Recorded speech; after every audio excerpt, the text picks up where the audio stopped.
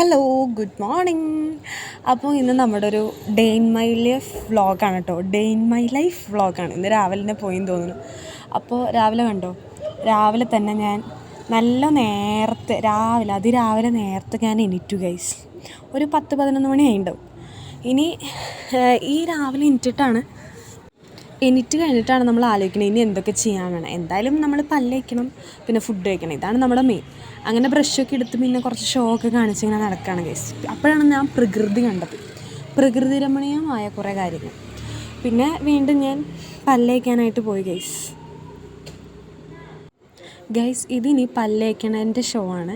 അതുമാത്രമല്ല, ഇതൊരു ട്യൂട്ടോറിയൽ ക്ലാസ്സും കൂടിയാണ്. എങ്ങനെ നമുക്ക് പല്ല് തേക്കാം രാവിലെ എന്നുള്ള ക്ലാസ്സും കൂടിയാണ്. ഈ സംഭവത്തിൻ്റെ മെക്കാനിസം അറിയുന്നവരൊന്ന് കമൻറ്റ് ചെയ്യട്ടോ. എനിക്കറിയില്ല ഈ സംഭവം എങ്ങനെ ഓപ്പറേറ്റ് ചെയ്യണമെന്ന്. ആക്ച്വലി ഇത് എൻ്റെ വീടല്ല, ഇതെൻ്റെ ചേട്ടൻ്റെ വീടാണ് കേട്ടോ. അപ്പോൾ കസിൻ ചേട്ടനാണ്. അപ്പോൾ ഇത് രാവിലെ തന്നെ അമ്മായി, അതായത് ചേട്ടൻ്റെ അമ്മ ഇരുന്ന് കുർബാന കണ്ടുകൊണ്ടിരിക്കുന്നത്. രാവിലെ തന്നെ നല്ലൊരു കുർബാനയൊക്കെ കണ്ട് പിന്നെ ഫുഡൊക്കെ കഴിക്കാൻ വേണ്ടി ഇരുന്ന്.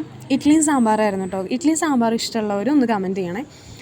സൂപ്പറായിരുന്നു ഇഡ്ഡലിയും സാമ്പാറും, എനിക്ക് ഭയങ്കരമായിട്ട് ഇഷ്ടപ്പെട്ടു ഗൈസ്. പിന്നെ നമ്മൾ വിചാരിക്കരുത് നമ്മൾ കഴിക്കാനും കുടിക്കാനും വേണ്ടി മാത്രമാണ് നമ്മളവിടെ പോകണമെന്ന്. അല്ല, ഞാൻ കഴിച്ച പ്ലേറ്റ് അപ്പം തന്നെ കഴുകി വയ്ക്കും. ഞാൻ അത്രയും നല്ല കുട്ടിയാണ്.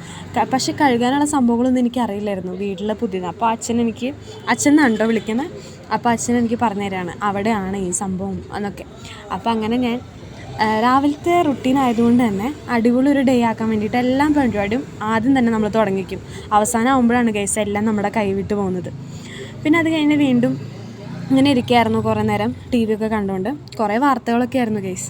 ഇതൊക്കെ എൻ്റെ കസിൻസാണ് ഗൈസ്. നിങ്ങളുടെയൊക്കെ മോർണിംഗ് ഇങ്ങനെ തന്നെയാണോ രാവിലെ? എല്ലാവരുടെയും മോർണിംഗ് ഇങ്ങനെ തന്നെയാവും. പിന്നെ കുറച്ച് കഴിഞ്ഞ് മേലേക്ക് പോയപ്പോൾ കുറേ ചാമ്പയ്ക്കൊക്കെ അപ്പുറത്തെ വീട്ടിലെ മരത്തുമുണ്ടായിരുന്നു. പിന്നെ നമ്മൾ അപ്പുറത്തെ വീട്ടിലെ മരമാണോ ഇപ്പുറത്തെ വീട്ടിലെ മരമാണെന്നൊന്നും നോക്കില്ല. നമുക്ക് കിട്ടുമോ നമ്മളത് വെച്ച് കഴിക്കും. അങ്ങനെ അത് കഴിച്ച് പിന്നെ ഞങ്ങൾ തെണ്ടാൻ ഇറങ്ങി ഗൈസ്. ഞങ്ങൾ